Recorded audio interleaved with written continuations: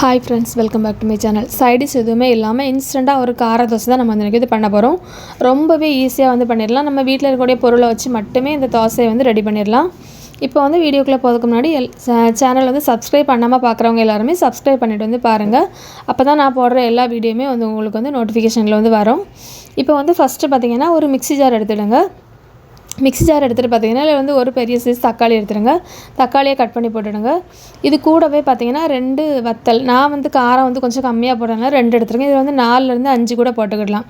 ஒரு சின்ன பல் பூண்டு, இது கூடவே ஒரு பெரிய சைஸ் உள்ளி வந்து பொடியாக கட் பண்ணி வச்சுருந்தேன், அதையும் போட்டுடுங்க. போட்டுட்டு பார்த்திங்கன்னா கொஞ்சமாக ஜீரகம் போட்டுட்டு கொஞ்சமாக கூடவே கருவேப்பிலை போட்டுக்கலாம். கருவேப்பிலை போட்டுட்டு நல்லா வந்து பேஸ்ட் மாதிரி அரைக்க வேண்டாம், ஓரளவுக்கு கொஞ்சம் கொரகொரப்பாகவே அரைச்சி எடுத்துடுங்க.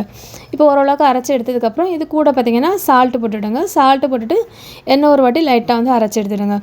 இப்போ வந்து அடுப்பில் வந்து தோசைக்கல் வச்சுட்டு கொஞ்சமாக எண்ணெய் ஊற்றி மாவு எடுத்து ஊற்றிட்டு நல்லா வந்து தின்னாக வந்து விரித்து எடுத்துடுங்க.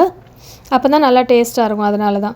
இப்போ இதுக்குள்ள பார்த்திங்கன்னா சுற்றி வந்து கொஞ்சமாக எண்ணெய் ஊற்றிடுங்க. எண்ணெய் ஊற்றிட்டு பார்த்திங்கன்னா இது வந்து கொஞ்சம் வெந்ததுக்கப்புறம் மூடி வச்சு வெந்ததுக்கப்புறம் நம்ம வந்து இதில் வந்து மேலே வந்து அரைச்சி வச்சுருந்த சட்னி வந்து போட்டுக்கிடலாம்.